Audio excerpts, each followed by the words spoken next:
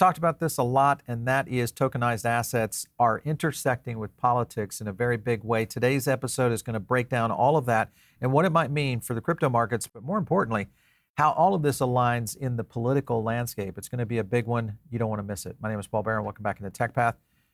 Get into it today. Tangem is our sponsor, and I think this is good timing because if you're wanting to start really getting into self-custody, which this is a really good time to do it, mid bull cycle, you got to start thinking about where you're going to put your tokens. And sometimes you don't want them on exchanges, so this is the way to do it. Sometimes you don't want a software wallet. Go to a hardware wallet. Use this as one of your alternatives for self-custody.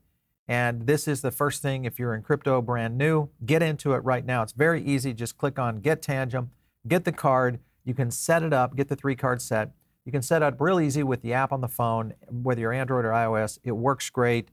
I'm a big fan of this one, so make sure you use our link to help the channel out. All right, let's get into a couple of things today that have been happening and why we need tokenized assets. What is the real core behind this? Well, the first thing will be the political landscape that we've been playing. And first of all, look at this. Not only the photo, but the headline alone. Congress unveils a $1.2 trillion plan to avert federal shutdown and bring budget fight to a close. Okay, so that's one thing, but I'm looking at, of course, Mr. Johnson there and some more White Walkers that basically that's who's running our government, okay? That's who's running our government. I want to go to a clip that outlines what these guys are up to. Listen in. All right, guys, at 3:13 last night, we got this monster of a bill, which, to be clear, is a omnibus, meaning that everything in there is full of pork spending, i.e. frivolous spending that we can literally not afford. As a new mom, let me just put it in perspective. My son's grandchildren will be paying the monstrosity of whatever this is back because Congress doesn't want to balance the budget. All right, so these are the kind of antics that are being played in our political halls up there in D.C. You drop a load of paper, you give them overnight to get this done. You couldn't even read this in time in which this has been done. Remember, this is also another factor that they were giving, I think, like 3 days or something to be able to get a bill introduced to the House and the Senate so that they could actually read it and then be able to vote on some things, ingest it. But even then, I think it's a very loose set of timeframes. I want to go into the calendar because this gets into the layout of why all this is so impending right now. Listen in.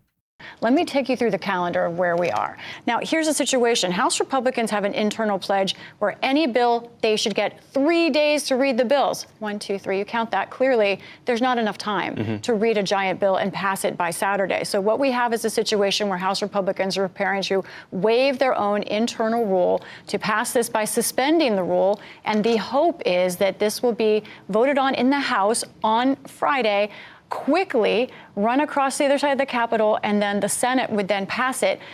I don't have to tell you, I don't have to tell our viewers, the Senate does not move quickly. And so it is a big question mark as to whether the Senate can actually pass this on time. What would a weekend shutdown actually mean? Actually, not that much. And I think that's why we could see one.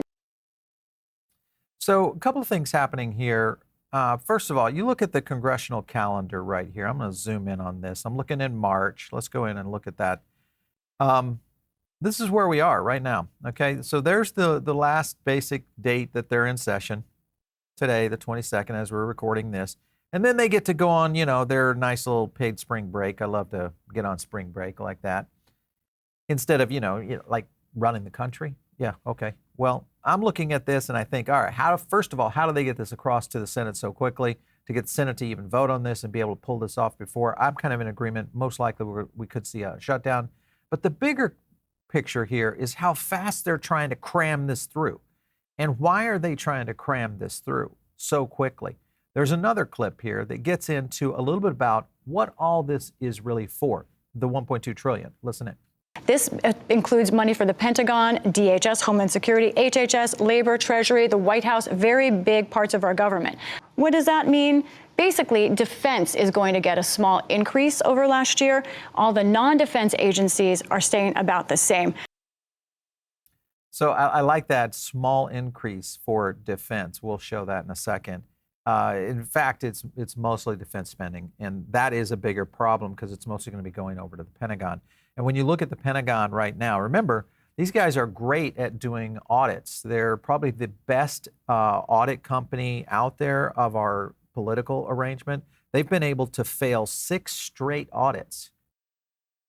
They failed 6 straight audits. So this is good. I think this is, we should, plan, let's go to 2 trillion, maybe 3 trillion. Why don't we just throw the entire budget at it? These are the kind of antics that consistently cause Americans to really question what the heck is going on in our government. And if you go into this next clip, which is why the Pentagon cannot even get an audit done correctly, which still is amazing to me. Listen into this one. One of the main problems with the Department of Defense's accounting stems from the older methods still used today to track and organize funds. There is a myth out there that just because the department can't pass the audit, it doesn't know where it's spending its money, and it does. But what it doesn't do well is track it at an enterprise level. One example of items found in the recent audit was that the Navy found a warehouse with $126 million in aircraft parts that was not accounted for, according to the Government Accountability Office. It's items like this one that make some critics ask if the Pentagon's overall budget could be more focused and efficient. Another issue is incorrect payments or payments that should not have been made for travel and expenses, which constituted $11.4 billion in misallocated funds. Part of the blame for this is the antiquated travel payment systems, and another factor is the sheer number of people processing requests. Better use of member time is to focus on that enterprise level oversight, to push the department into the 21st century, right, of commercial technologies and data analytics and other kinds of AI and other software tools that can help. All right, so there's been a little bit of a push. You can kind of see it's just a disarray. I mean, I can't imagine any business that's running their books like that doesn't know where their, the revenues are going. I understand this is a masterful, large organization. If you look at the per capita, it's probably like in the top 20 GDP. But even with that case, you still have major organizations that are able and capable of doing these kind of things because, for the most part, you don't have complete and unlimited access to funds like the Pentagon and like the government. We have complete and unlimited access to funds simply because we can just print more money and push it right in there to continue these spending habits, which only does one thing, and that, of course, is drives de-dollarization. Now, they're talking about using AI. This was a bill that they got through. Pentagon they failed their 6th audit in a row. Now we've got a Republican who has introduced a bill to have AI maybe come in and help. Now, is AI potentially going to assist anything within what's happening with the Pentagon? Everything in every model, large language model that I've looked at, is just that. It's a model that is taking a certain amount of data sets in and giving you a certain amount of data sets out, and often that is controlled. So if you don't have something that is highly creative, like a good CPA, or someone that really understands how to do full-fledged enterprise accounting, it probably isn't going to work. So the question is where is full-fledged accounting done the best? Well, one of the best places is on the blockchain, and I'll explain. This is a good example right here. Take a look at this clip. The Chainlink ecosystem is broad, and it helps secure fundamental parts of this Web3 ecosystem. Chainlink provides a product called Proof of Reserves. It allows you to verify on-chain that these assets are collateralized by assets off-chain. TUSD is a $2 billion stablecoin. They use Chainlink's Proof of Reserves to attest that their on-chain tokenized cash assets is backed and collateralized off-chain. And if the Proof of Reserve says there's not enough assets, you can't literally mint new assets. How cool is that? Ondo is working with BlackRock, one of the largest asset managers in the world, to tokenize US Treasury bills. And then we always want to see where the government and large institutions are focused. So recently, the Singapore Central Bank and Monetary Authority launched Project Guardian to work with major banks like Onyx by JP Morgan, DBS, and SBI. And they're continuing to pilot additional programs as we speak. This space moves fast. I love it. The space moves fast. Yes, these are real world solutions to the problem. They mentioned a couple of tokens on there. Of course, Ondo, one that we've been watching here. We like it. And another one, of course, is Onyx, which was, guess what? Powered by Avalanche. Yes, these are real world asset tokenization. This is something that is going to continue to fly in the face of what's happening in the government. Now, here's the thing I think. You look at this, this is a real solution, real world solution.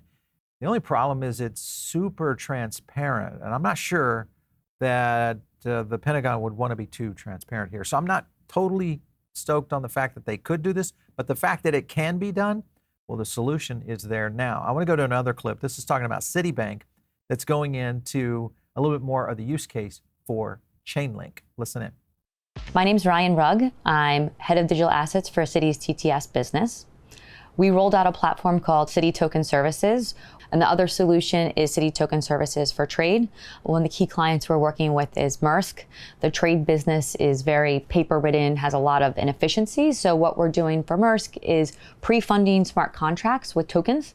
So when the ship passes through a canal and receives a set of services that were laid out in a smart contract, fuel, goods, the money is released into the account. So really streamlining that process where typical letters of credit, bank guarantees were needed, not having those paper-ridden businesses. So with that, we started working a couple years ago on the regulated liability network with the Fed and a group of 12 banks to really reimagine the way that these systems work and that they're done. And we're doing it on an EVM compatible platform. So if we can tokenize cash, we'll be able to tokenize other assets. So like that holy grail of atomic settlement, DVP in the future for our clients. Throughout my career, I've tokenized everything from mortgages, repos, to IP, to you name it, real estate. So I think there's a lot of areas, but going back to that, like the reason I started with Citi on the cash side that interested me so much is we always had to go back to traditional rails, various asset classes, such as, dark pools and areas like that are currently don't have a lot of transparency and efficiency into them. So the good thing is that Citibank understands what's up. This is, to me, enlightening in the sense of traditional finance, understanding just what we're talking about here in terms of tokenized assets and really what it can mean for the future of finance in general.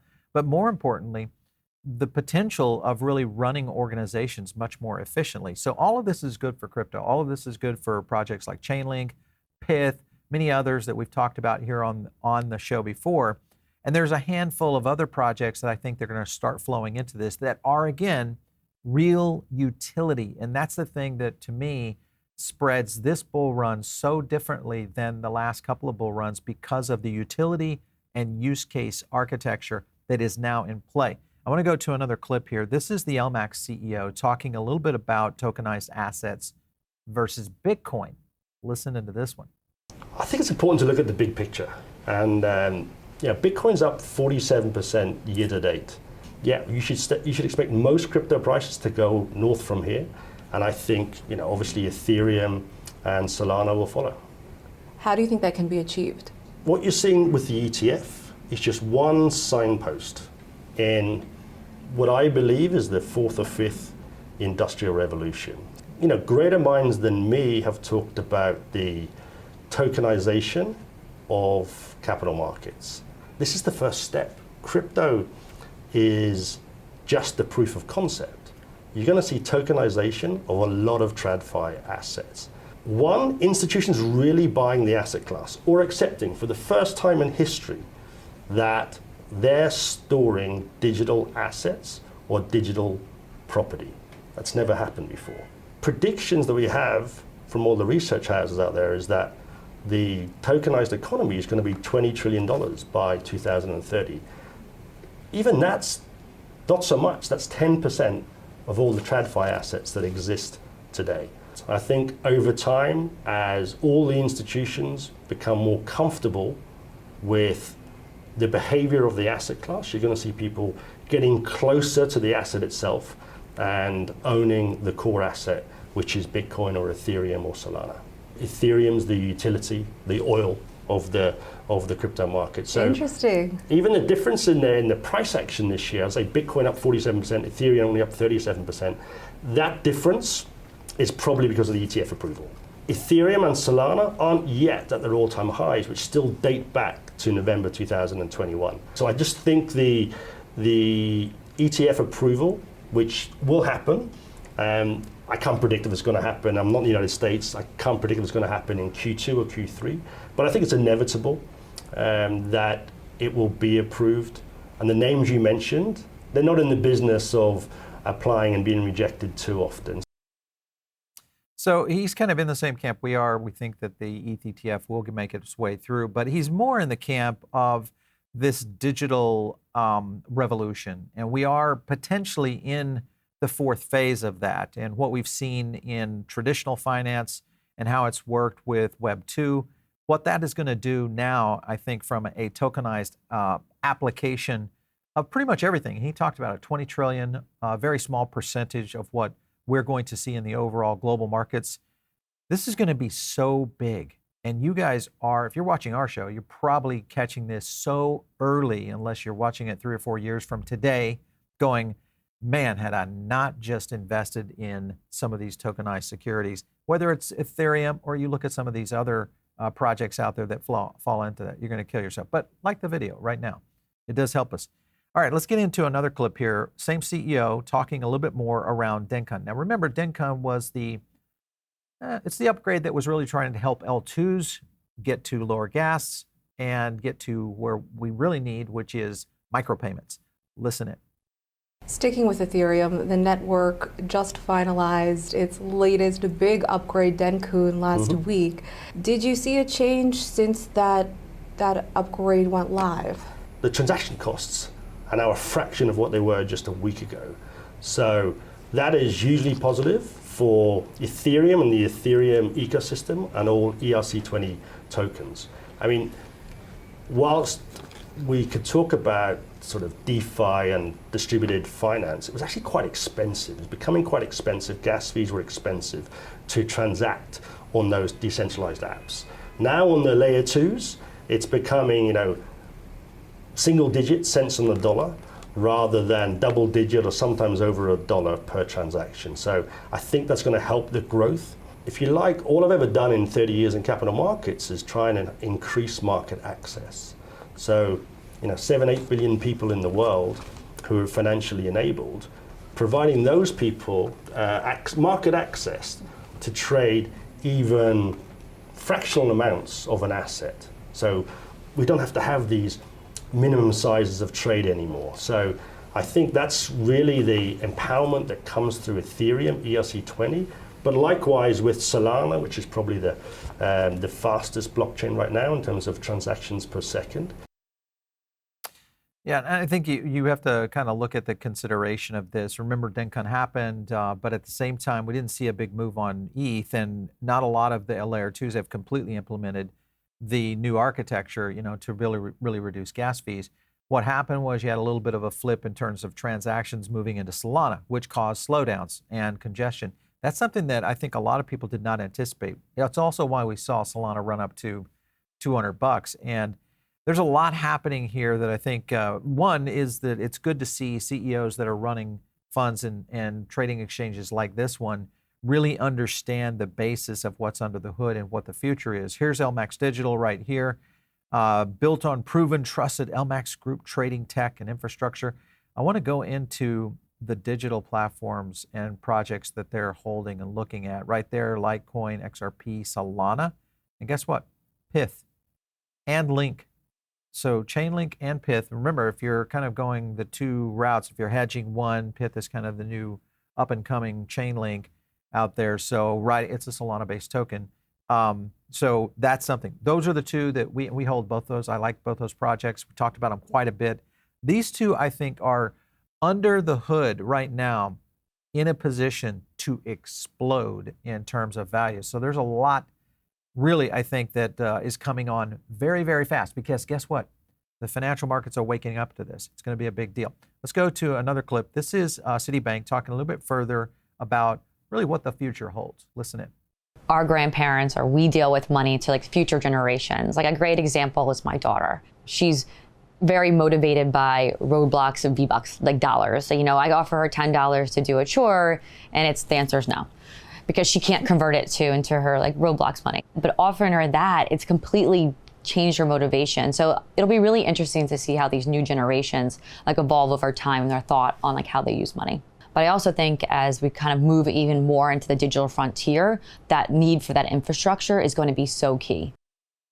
All right, let's go to one more clip. And this one gets into a very interesting time in history, 2021. Let's go back and take a look. So we are in my living room and we're watching the closing of the auction, which closes in an hour and 18 minutes. It's already at like a absolutely ridiculous amount. I just want to say congratulations. You're at 25,250,000. It's crazy, man. Jesus Christ, what the hell? No way, I think it's closing. Oh my God, it jumped to 50 million. Oh my God. Oh my God. 69 million. I think it probably means digital art is here to stay.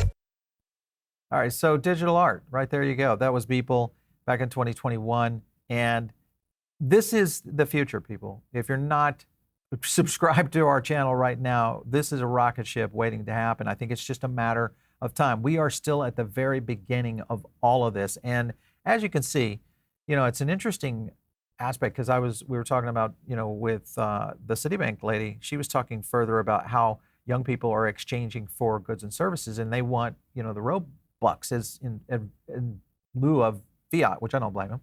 But the point is they understand the digital architecture that is starting to come into our lives in so many different ways if we could only get our government to do that. But you guys can make a change for that. All you have to do is find someone who supports crypto in your area. Go out there, look, find out what their stance is. There's a couple of tools out there on Coinbase. We've shown them before. And I would just get into it and really understand. Vote whether you're a Republican, Democrat, liberal, it doesn't matter. This is the future, not only of your finance, but it's also the future of your kids. So make sure and subscribe to the channel. It's a great place to, of course, get additional content like this. Or you can get into our Diamond Circle. Just click the link down below. Catch me on X, @PaulBaron. We'll catch you next time right here on TechPath.